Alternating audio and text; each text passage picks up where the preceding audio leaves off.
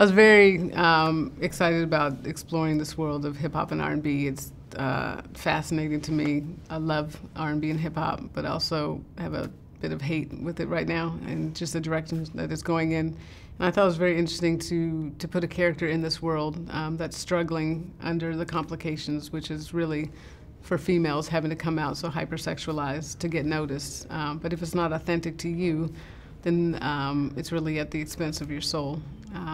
And so really having that character within a love story was just something I really wanted to explore.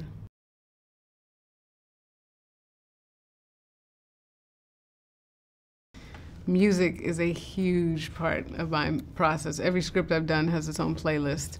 And so once I have the story, then I first work on the characters and do huge bios for every character. And that's just a fun thing because you're putting so much personal stuff within the characters. And then it's sitting down and just having my playlist and my junior mints and just writing. And that first draft is always the hardest because you have this movie that's so perfect in your head and you're trying to get it down on paper and it's never as good.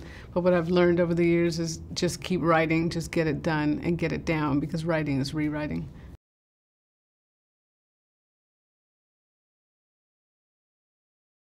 The great thing about the actors in this film is that they're real trained actors and they want all of that. They have incredible work ethic. So for Gugu, I think that was the most extensive because this is not her world at all.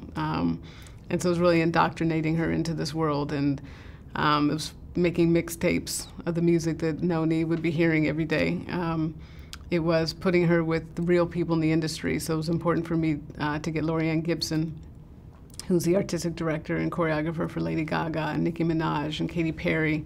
I just wanted that energy around Gugu, and she had her in the studio for hours, for months, getting really, Gugu has a classical background in terms of ballet, so beating that out of her, and as Laurieann said, just getting her ratchet and learning how to dance that way and throw out that uber sexual energy outward.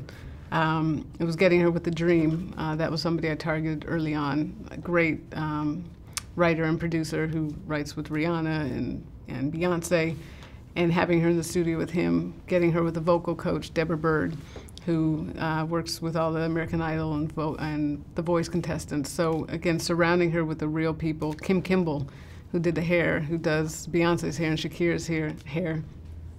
So just having all of that influencing her, and then in addition, going to Beyonce, seeing Beyonce live and Rihanna live, seeing Adele, just helping her to feed who this character is.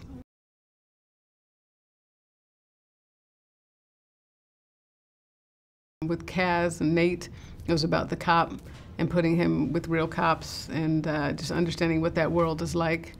And then Minnie Driver, it was, I mean, Minnie came in ready.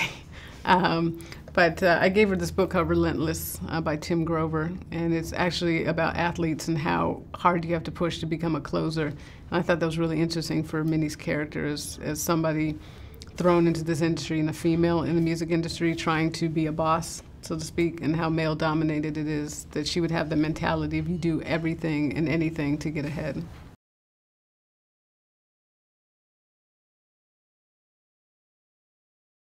Nate and I have a great working relationship. Loved working with him on Secret Life of Bees, and the way that he approaches a character and willing to just play. And I needed somebody specific for this role that could have the integrity of the character and be a good dude but not be soft. And Nate, I thought, brought that to it. And also I thought that he and Gugu would have chemistry, but didn't know until that first rehearsal. And it was insane, their chemistry, and the fact that he's willing and she was willing to feed into that and really put that up on screen.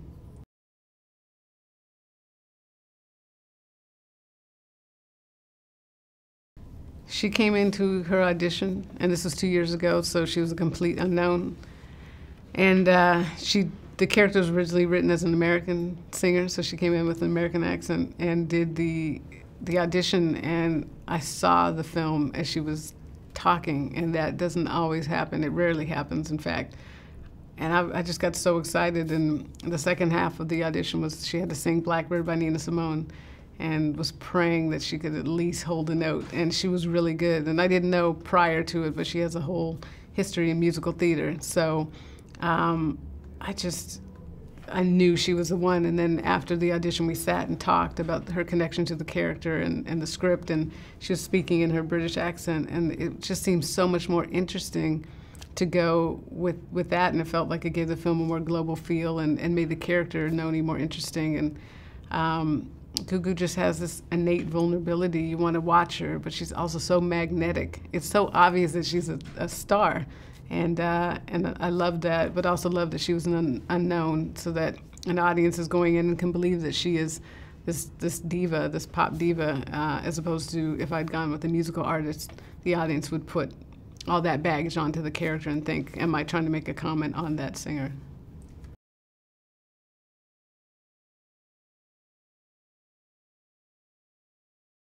I think it's a really good love story, and those are very rare. So I'm hoping that an audience will embrace that. I think it also touches on so much that's going on today in contemporary society and contemporary music, and I think it's important to get that message out there, but I also feel it's an inspirational film, and that doesn't always happen as well. So I just hope that people come to the film and leave inspired.